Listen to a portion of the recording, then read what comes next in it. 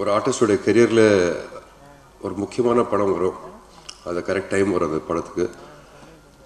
என் கெரியரில் எனக்கு காதல் தேசம் வந்தது, தேங்க்ஸ் டு கதை டைரக்டர். அண்ட் ஐ திங்க் சுதீப்போட படம் அது மிகப்பெரிய ஹிட்டு. சூர்யாவுக்கு Nanda, அஜித்க்கு Vaali, I think Shyamku is 6. This will be his biggest hit and many more to come. All the best.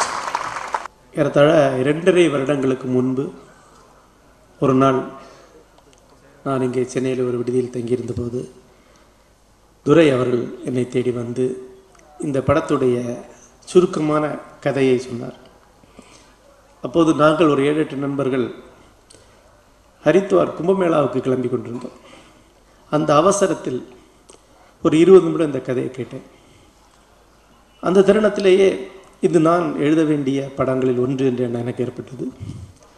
சினிமாவுக்கு வந்த பிறகு வாழ்க்கையுடைய உண்மையான யதார்த்தம் ஓரளவுக்கு பிரதிபலிக்கக்கூடிய வலுவான கதையுடைய படங்களில் மட்டுமே பணியாற்ற வேண்டும் என்ற ஒரு எண்ணம், ஒரு உறுதி எனக்கு இருந்தது. இப்போது ஓடிக்கொண்டிருக்கக்கூடிய நீர்ப்பறவை உட்பட நான் பணியாற்றிய எல்லா படங்களும் அத்தகைய தான். இது அதில் ஒன்று என்ற எண்ணம் எனக்கு ஏற்பட்டது. ஏறத்தாழ ஒரே சமயத்தான் மனிதத்துடைய கடல் சம்பந்தமான விவாதமும் இந்த படத்துடைய விவாதமும் நடந்தது.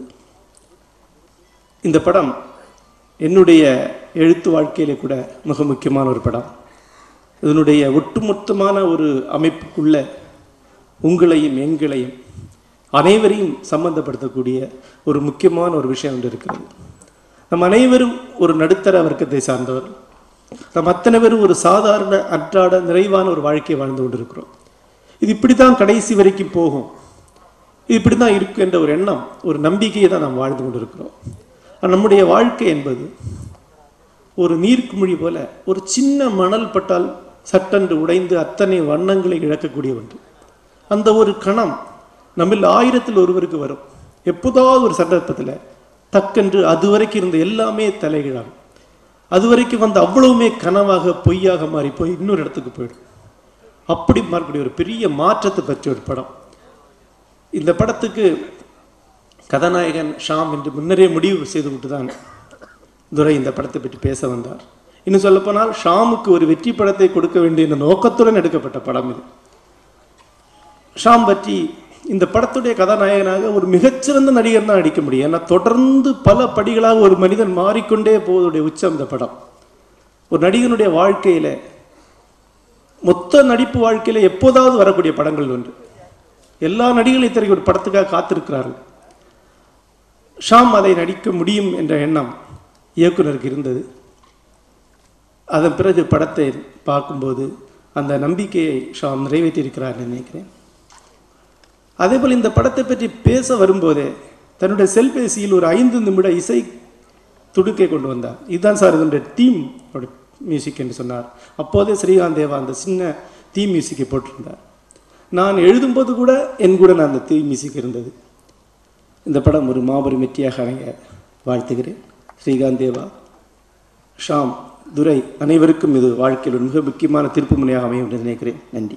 First of all, congratulations, Shyam, and to the director, producer, the whole technical team. Trailers, songs, பார்த்தோன்னே ரொம்ப எக்ஸைட்டிங்காக தான் இருந்தது. And like Abbas said, it's very difficult for an artist.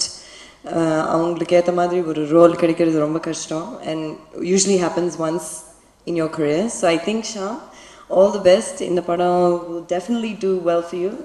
நிறைய எஃபர்ட் போட்டிருக்கீங்க. அந்த போஸ்டர் பார்த்தாலே பயமாக இருக்கு எனக்கு. So I can see all your get-ups and all your efforts in this film. So I just want to wish and also congratulate the music director, Srikanth Devaji. It was very nice, the music. And just want to wish you all the best. And padam periya success aanonu na vendikiren. Thank you. First of all, trailer பார்த்தேன்.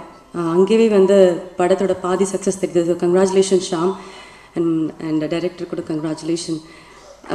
படம் வந்து 1.5 வருஷமாக நான் பார்த்துட்ருக்கேன். ஐ மீன் படம் வருஷமாக கேள்விப்பட்டுருக்கேன்.